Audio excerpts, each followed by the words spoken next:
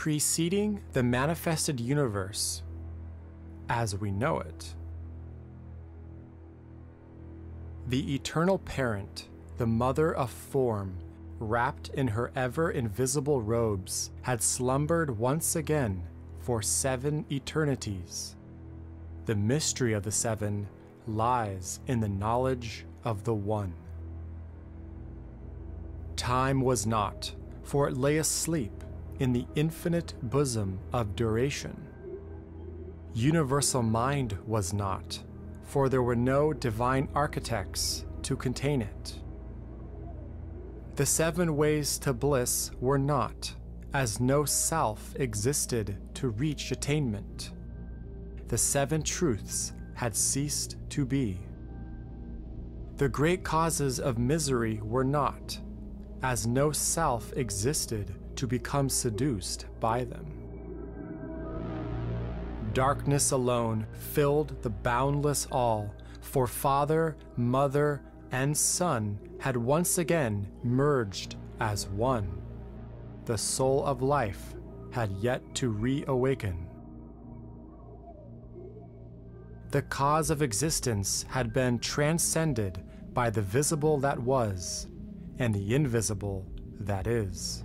For the illusion of the universe rested in eternal non-being, the one reality.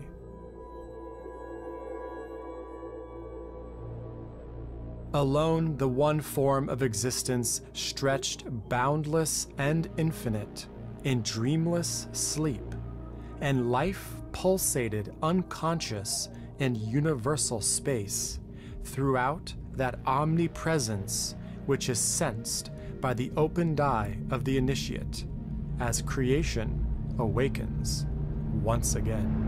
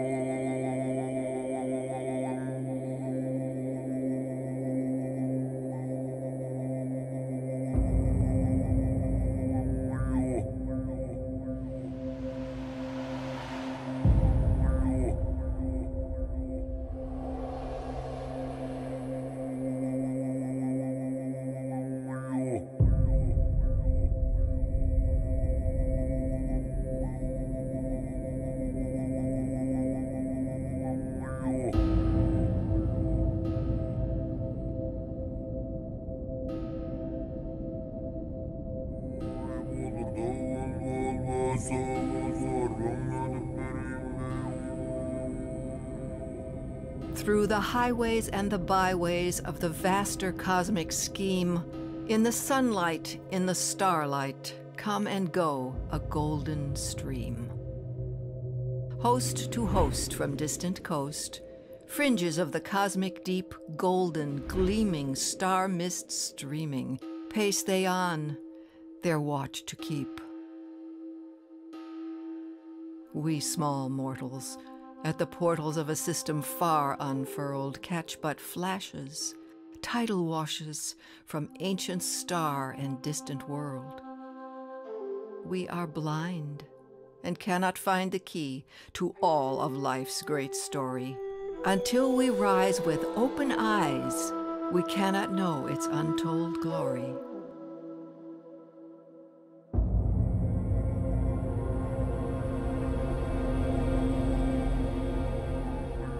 Many may find this information strange and intriguing, cast up like unusual shells on a lonely beach.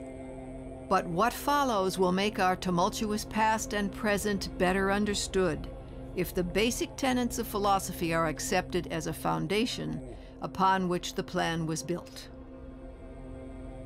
This presentation shall offer the student of philosophical studies a new pattern of thought and hidden knowledge about the history of our planet and solar system. For some, they give an answer to deep-lying queries as to the purpose and the plan for humanity, its problems, and the causes of our anguish and deep-seated conflicts here on Earth.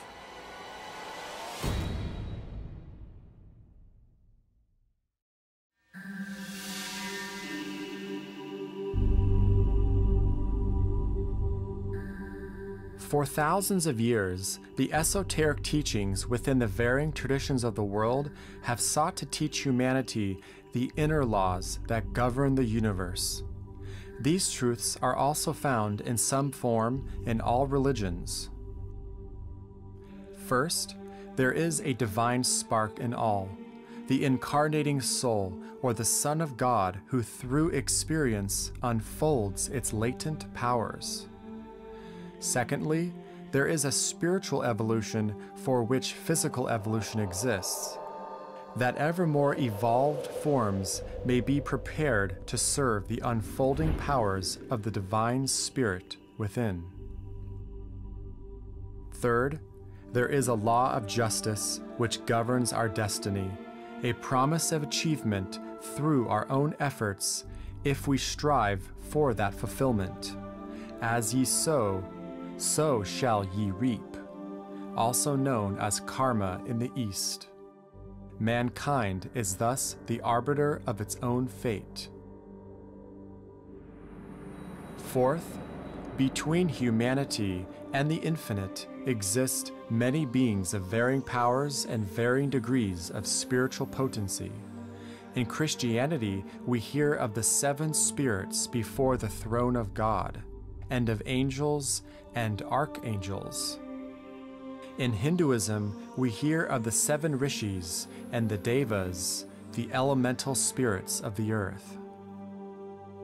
Likewise, within all traditions, we hear of both evolutionary and involutionary forces, which are either benevolent or malevolent to mankind, depending upon his current stage of evolution.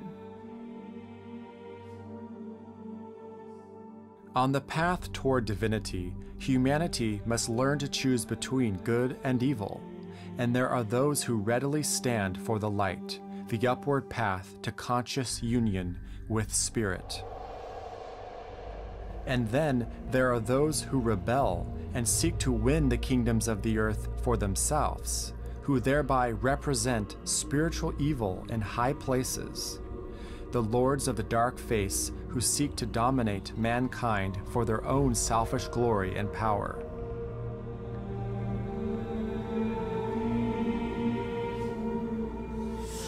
These lords of materiality who exist in etheric matter and upon the lower astral world enslave and influence man through their senses, and often use their agents in physical incarnation to disrupt progress wherever greed, brutality, and wrong human relations exists. In the veil of mystery that shrouds our earth, rents appear through which we gain glimpses of a strange and haunting story, one that explains the phrase, "born in sin." Milton's fallen angels appear, and the doom uttered when part of man was driven from Eden. The residue of ancient failures still lurks deep in the collective unconscious, thus the peculiar admixture of humanity upon this planet. In our era, there has been a great cosmic failure, and thereby part of humanity has become the great orphan.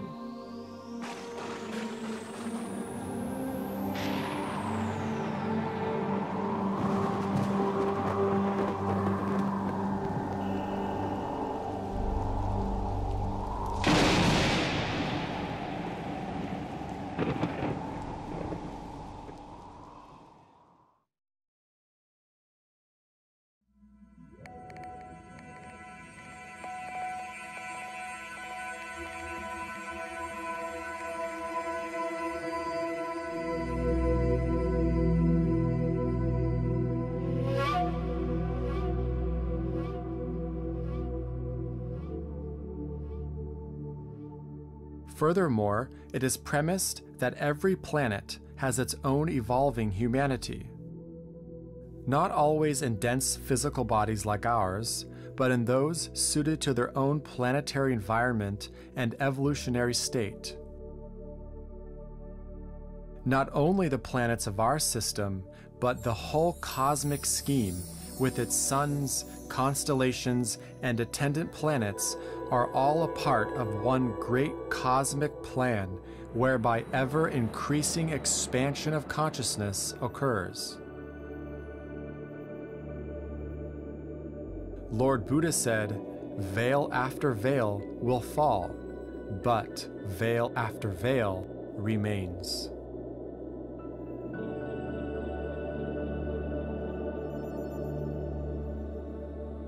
Throughout the vast realms of manifested worlds, there exist possible relationships of sister stars and systems, of interlocking evolutions and rulers. The oversoul of any humanity is the indwelling life of the planet, or the Logos who uses the planet as its outer vesture, similar to how our own soul uses the physical body as its outer vesture. The occult axiom, as above, so below, signifies the intricate relationship between all lives found within the microcosm and the macrocosm.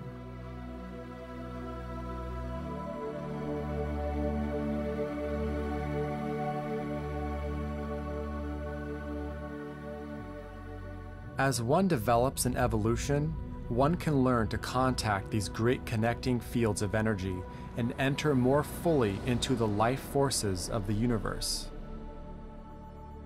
The significance of the science of astrology stems from the unity of the great body of planets in any given system. But as yet, the extrasolar forces are not sufficiently understood to account for the influences they wield. The precession of the equinoxes has a greater influence upon the action of the planetary forces at any given time than humans now grasp. The direct influence of the dominant equinox upon the sun is a paramount importance, since it changes in the system the force of every planet and modifies, intensifies, and changes its native influences.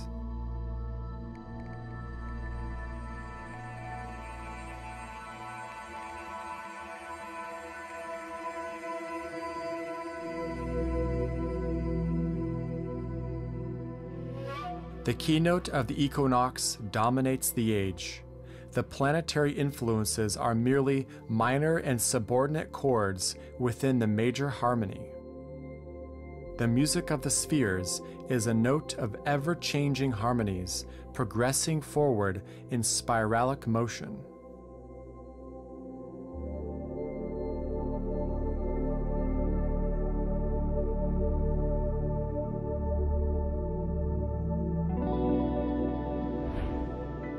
The unveiling of the great truths which are now being revealed must await the appointed hour. Throughout the ages, the mysteries have patiently sought to prepare human minds for the truths which planetary and racial evolution would thrust upon them. The time has now come when evolution is unveiling scientific secrets, but if unsuitably used, can prove to be an utmost menace to humanity. To counterbalance the risk, a group of occult truths are being given through various channels, which will build up a group of thinkers with occultly trained minds that can cope successfully with the varying problems of civilization. Students of the occult may not always be good businessmen or women, but they are trained on the inner planes into a powerful band who carry their influence far. On the inner planes, they are trained occultists.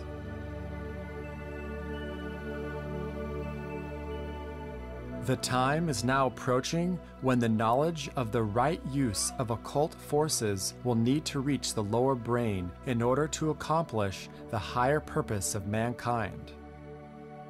The mysteries are to be re-established, and the Great Mother Isis will once again speak through her neophytes and seers as in the days of old Egypt.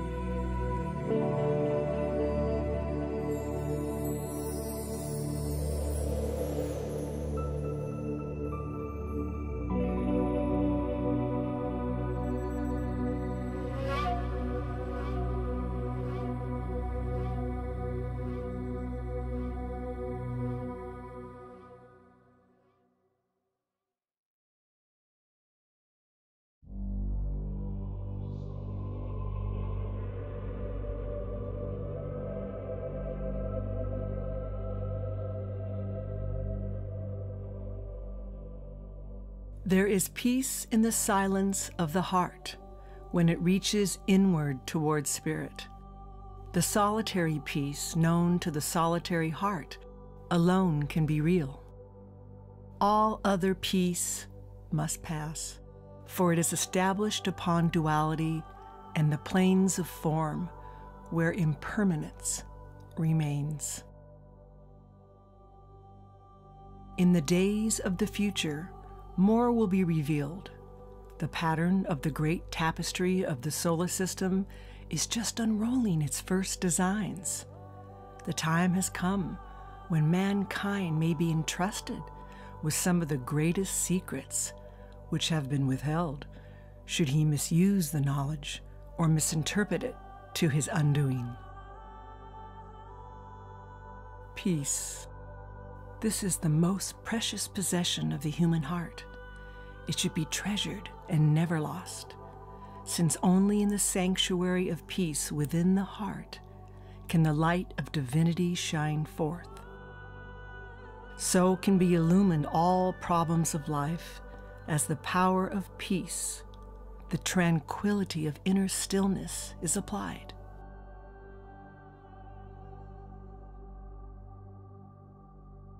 There is a power in the peace of the heart which confounds all evil. It is the source of control over man and beast. The mountains represent peace, the sea, action. When the mirror of the mind is stilled, upon its shiny surface appear reflections of the new splendors of the coming age. Serenity must be achieved in every department of life, in every phase of being.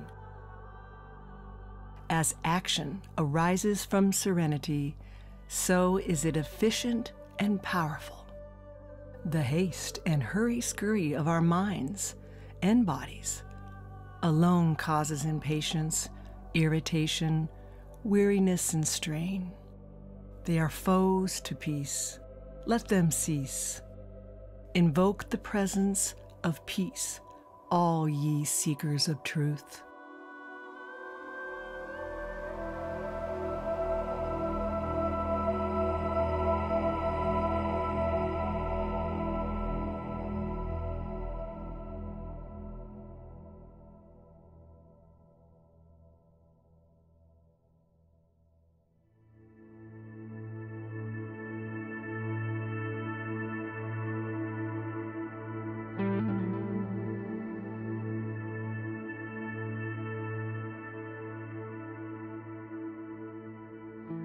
The universe is a living, conscious being.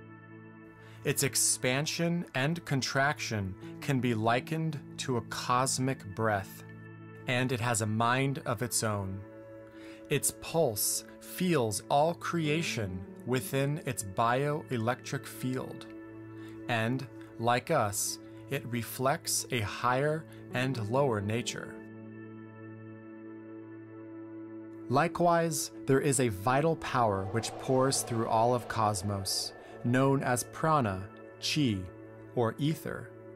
The golden light of the etheric web reaches into the vastness of cosmic space and can be likened to an electrical medium or fluid within the cosmic bloodstream in the waters of space.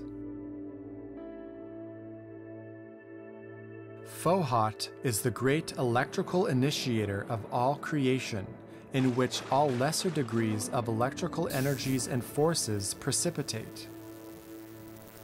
All the elements, whether it is earth, water, fire, air, or ether, are all derived from this one intrinsic force, Fohat.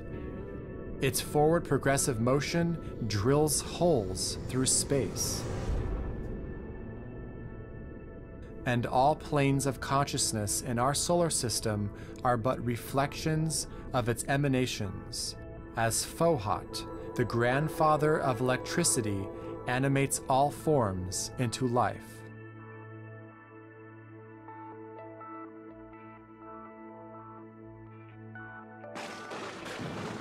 Indeed, electricity is the energy of life itself, and the entire universe is an electrical system of varying degrees.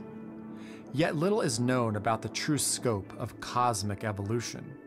We can make limited assumptions based upon our own cycles, but these are fruitless in comparison.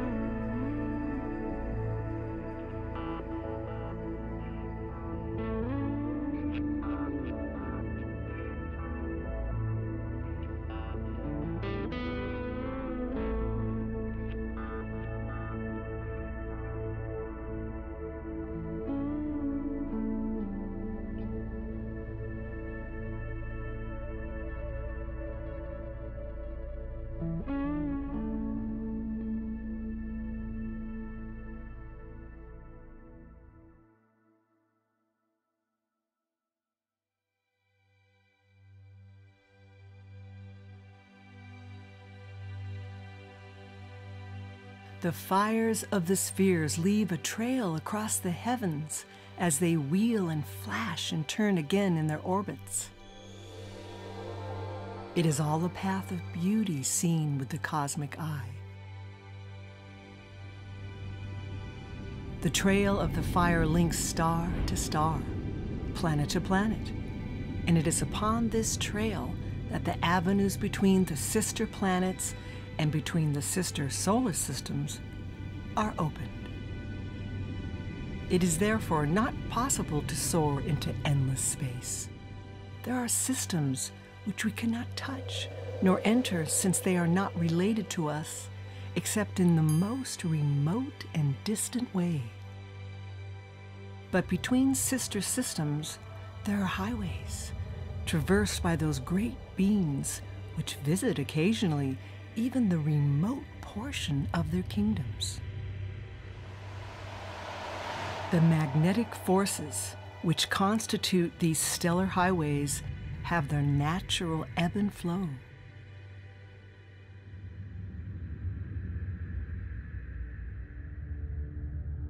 These strange laws are the only sign we have of some remote and greater intelligence which guides and governs the wheeling systems and their greater correspondences.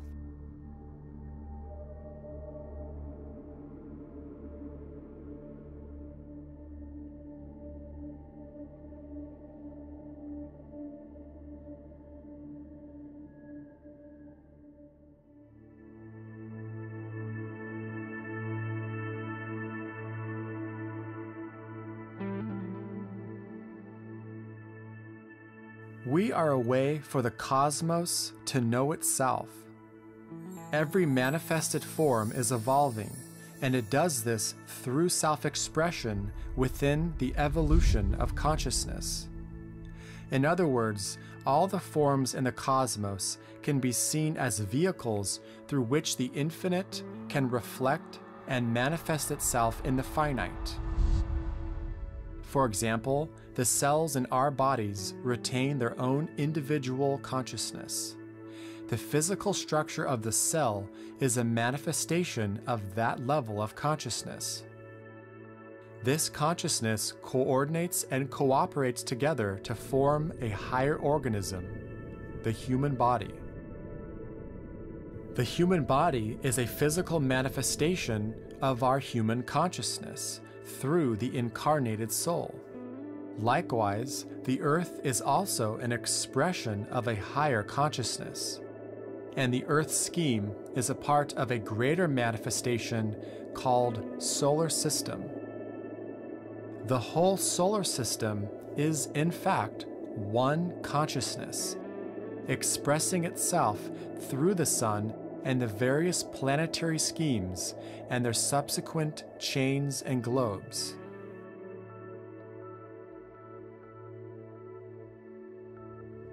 As the development of life unfolds, the forces behind evolution are in a constant state of movement, change, and active manipulation. The consciousness of a solar system that governs this stupendous process is often referred to as a solar logos, and the forming of our solar logos, the chief hierophant of the solar system, is a manifestation of a divine expression, an expression which manifests itself through even a greater system, a cosmic logos, a being composed of 7 solar systems, of which ours is but one. It has been referred to as the one about whom naught may be said. This unfathomable deity, as expansive as it is still yet only a lesser life within the greater constellation, or supercosmic logos, which in turn is but even a lesser life within the galactic logos, that great spiritual being in whom all hundreds of billions of suns move and have their being, forming countless constellations and solar systems through which many humanities evolve, we being just one of them.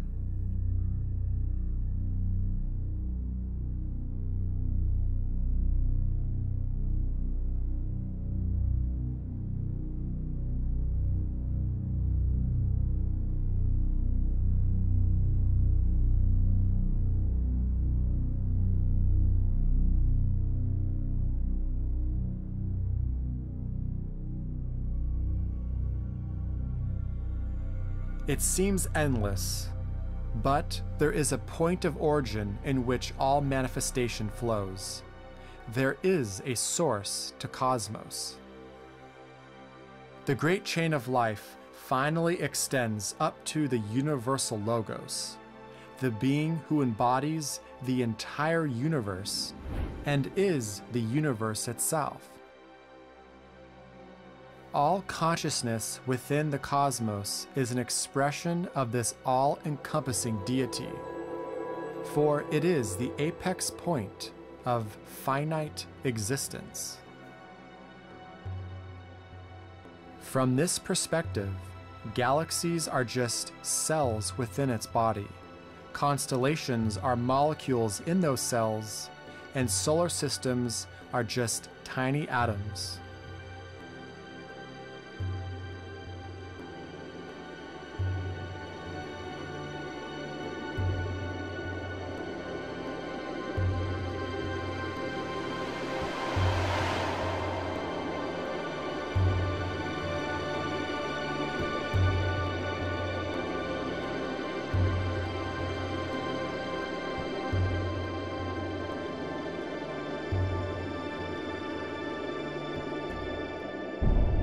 A long time ago, when the time had come for a new solar system, word flashed to a large group of related suns and their planets, calling forth volunteers for various posts. The solar systems are orchestrated not by the individual solar logi, but by the greater logi. The sphere or center of the greater orbit has reached the need for further expression and development. This hard-to-fathom existence evolves and grows through its own creations. Thusly, a solar system is born. The work to be done is laid out in great archetypal plans, flashed into the great central chamber of the greater system. These plans show the work to be done and the qualities required for each position. Every form of creation, from a cell to an entire solar system, has a living consciousness within it. And just like a commander-in-chief or a prime minister who carefully plots out and plans his strategies by appointing cabinet members and staff for governing, so goes the solar lords, plotting and planning massive strategies for governing an entire solar system.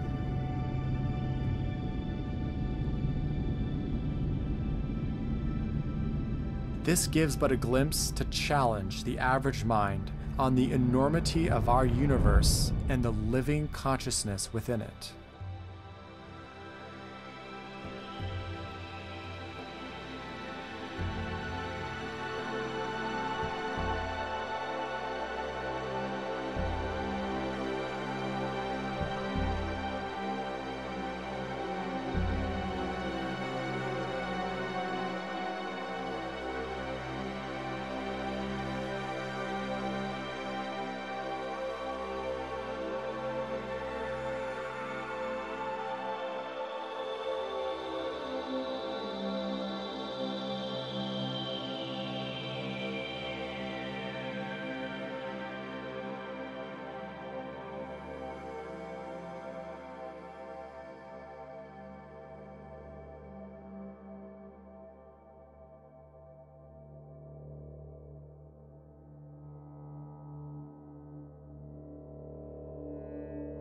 When a solar logos receives his archetypal plans from the greater logos to create a solar system, he will call upon volunteers in whom he trusts and has worked with before in the past. This is critical for harmony among the governing group. He brings all these forces into obedience to his will, but they are no more a part of him in actual fact than the relatives or clans are an integral part of the chief of that family. The solar logos works with these cosmic intelligences to build up great reservoirs of power that will be used to stimulate the lesser evolving units within their respected spheres, coinciding with a day of Brahma.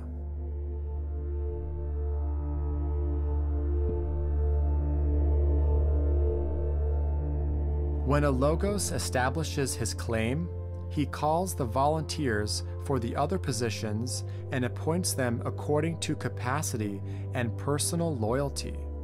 This last is highly important.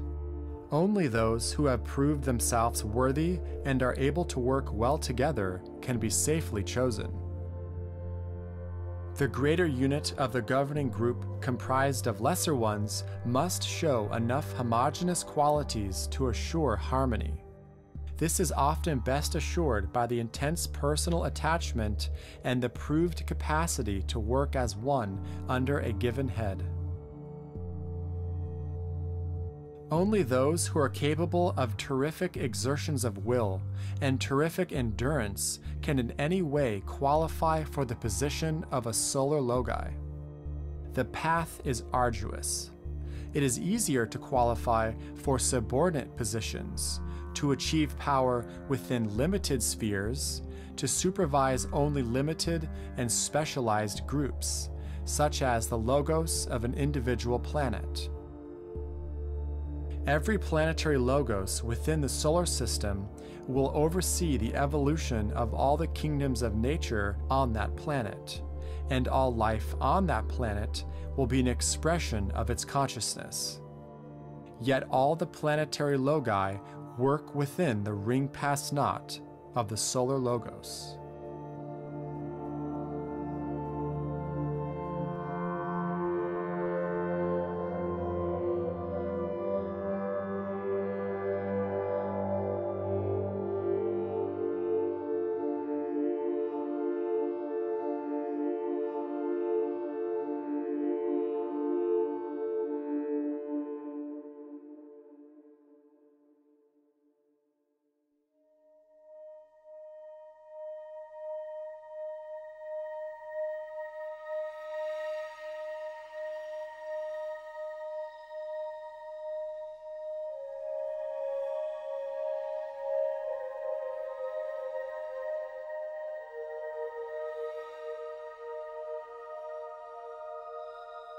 Far away where the stars are sweeping, where the winds of space are breathing their age-long melody.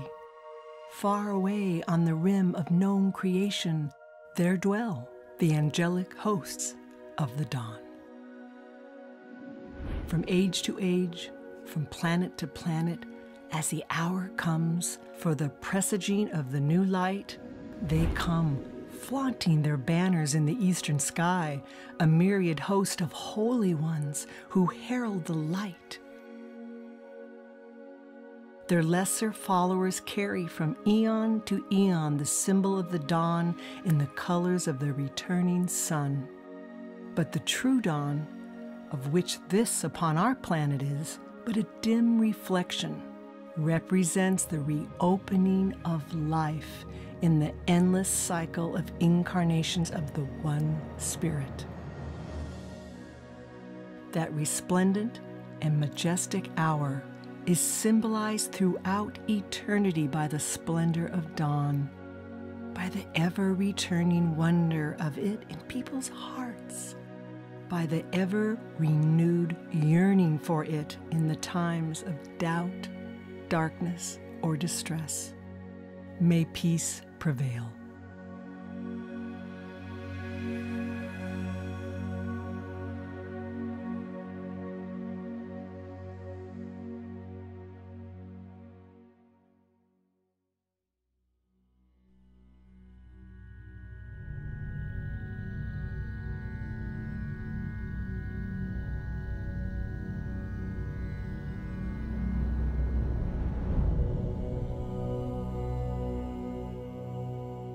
Om, said the Almighty One, thus all came into manifestation.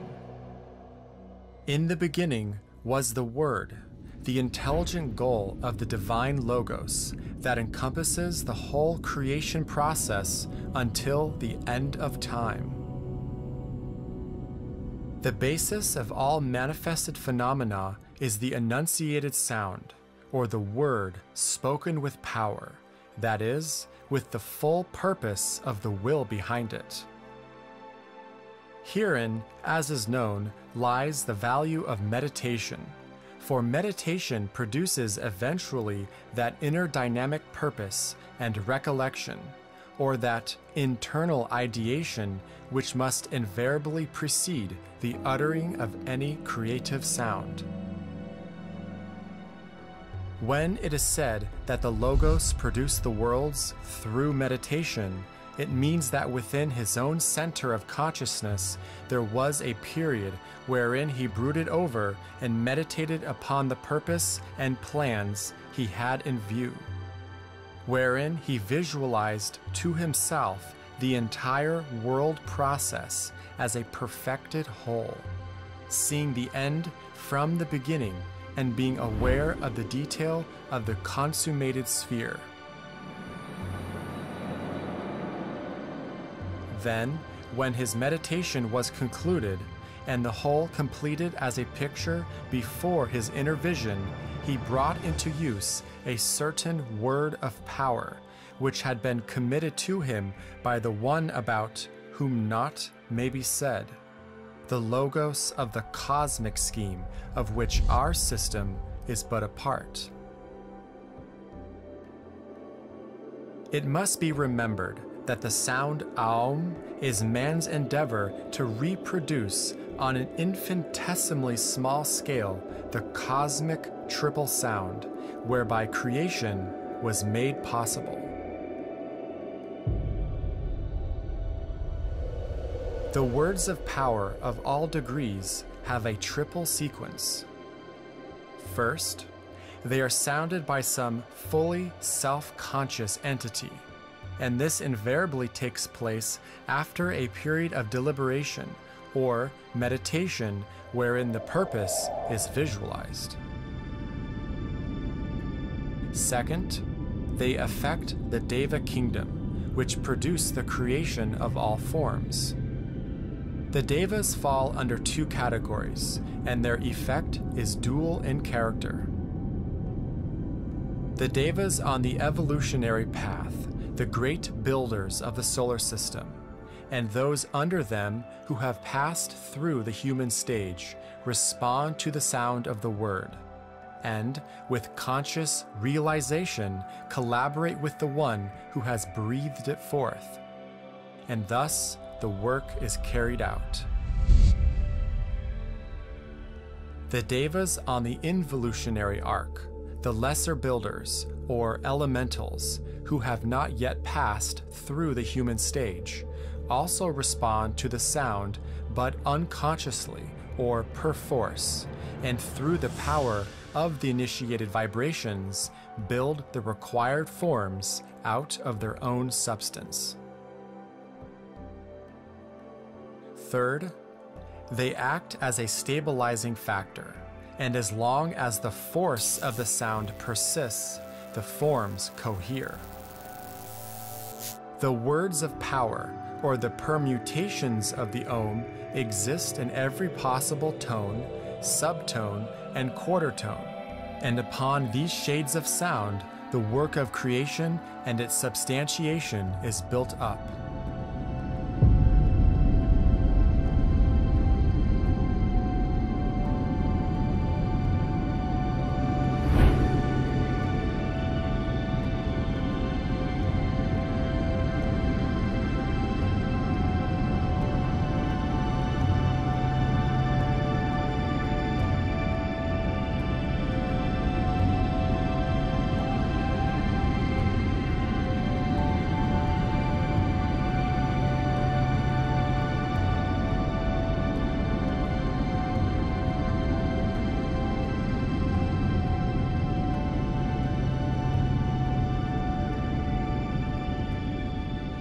A multiplicity of sounds exists within each greater sound and affects different groups.